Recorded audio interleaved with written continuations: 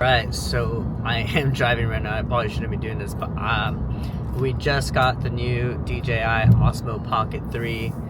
I am just taking it out of the box, trying to see how these default settings are, as if I were a new user just taking it out of the box, pointing and shoot. So let's check it out.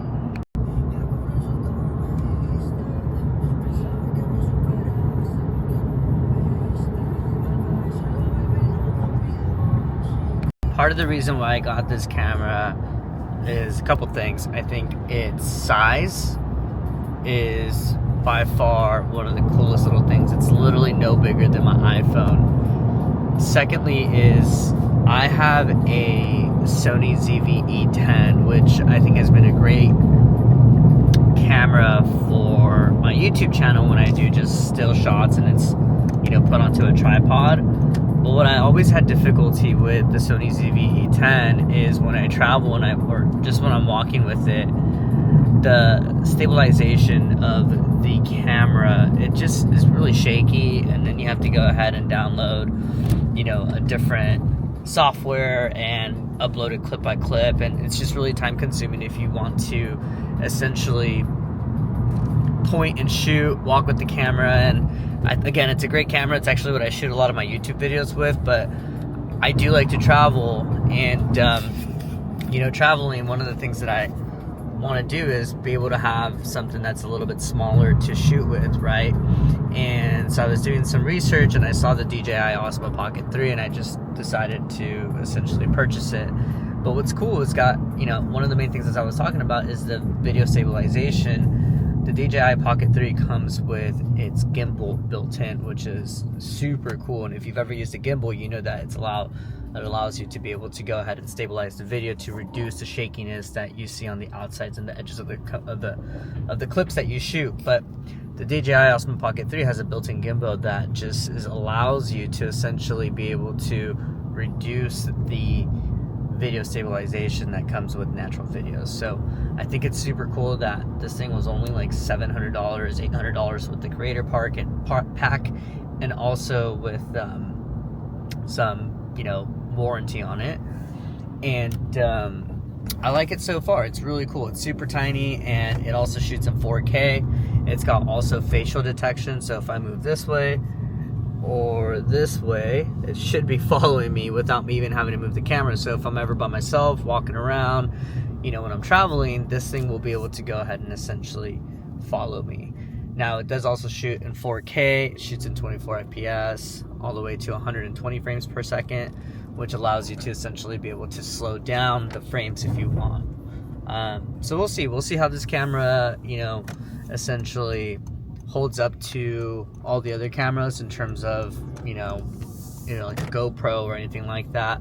It also, I'm not wearing it right now, but it does come, it's somewhere in there. It comes with a microphone, which I think is really cool as well. But yeah, this is just me taking it out and pointing and shooting with it. I just got the SD card. We'll see how this looks when I go ahead and blow it up and put it into my computer.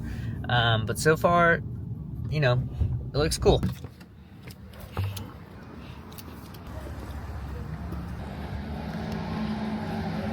A little hungry, so I'm gonna get some food, but I just wanted to go ahead and use this camera as I walk to show you the stabilization of it. Check it out.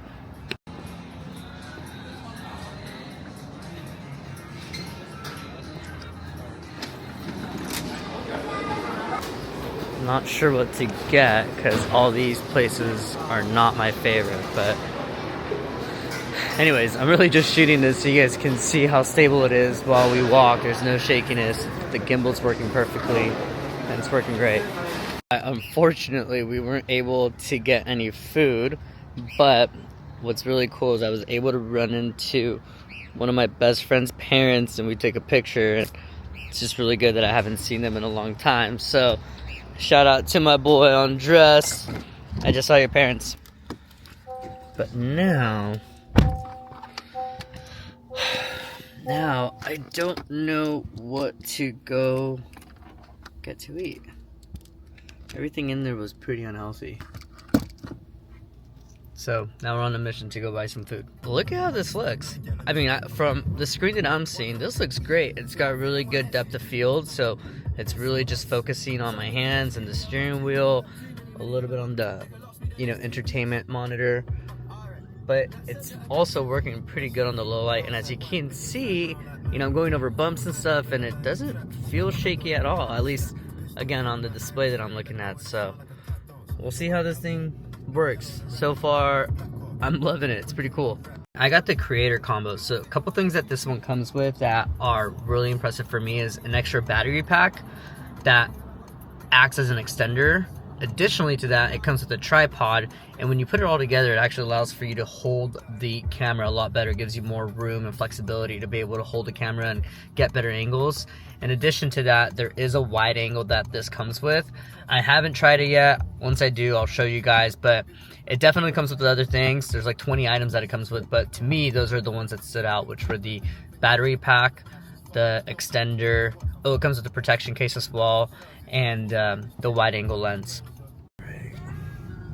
So we're going to try something a little bit healthier that I like. We're gonna go to Kava. Alright, so we got our Kava. So as you can see, it's looking pretty good. Looks good in the low light, in my opinion. It looks better than what my eyes can see. My eyes are terrible. But let's flip it back around. So a couple of things that you can additionally do with this camera is you can do a panorama video. You can also do pictures, like still photos, obviously record video. You can do slow-mo, and I think what it just does, it just ups the frames per second automatically versus you having to do it manually. And then it also allows you to do a time lapse, and then there's other features as well that are included in here, but those are the main ones that I have seen that it allows you to do. Obviously for low light, if you guys don't know, low light is for when you're in those dark areas and maybe your iPhone isn't cutting out for it, or even the regular settings in this. What you can simply do is just go to the menu and select low light features, and what it will do, it'll adjust the aperture of the camera for you to be able to shoot better in low light. Again, as I told you in the beginning of the video, it's just going to be me getting the camera out of the box and just setting it to its regular default settings. But so far, I think it looks so good. Right now, it is, if you can see, it's 7:30 p.m. We did just have daylight savings, so it's obviously a little bit brighter than it typically is. This is, obviously still dark, but it looks good. And the low light looks good. I can't wait to be able to use this camera when I travel and see what the world looks like through its lens, and be able to give you guys more detail of what this camera looks like. One thing I forgot to mention is that I am not shooting in low light settings.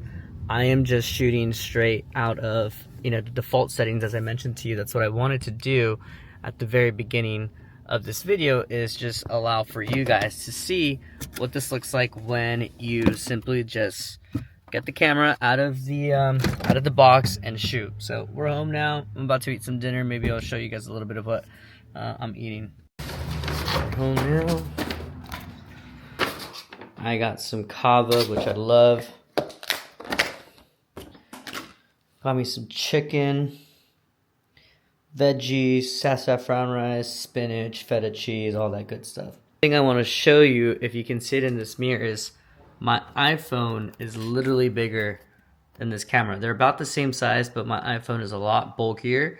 So just to give you guys some comparison of, how big this camera is, and essentially how powerful it is, if that makes sense. Look, I am not a videographer or anything like that. Even with my Sony ZV-E10, I still shoot in auto. This camera, as I mentioned to you, it's all in the default settings. So, I'm not a videographer that gets into the technicalities of, getting my aperture right, my f-stop right, even though you should. I typically just go ahead and realistically just do everything on auto and shoot. So if you're someone that's looking to essentially buy, a camera that you can travel with and, essentially not need to get so technical with it, I would say that the DJI Osmo Pocket 3 is definitely a great option.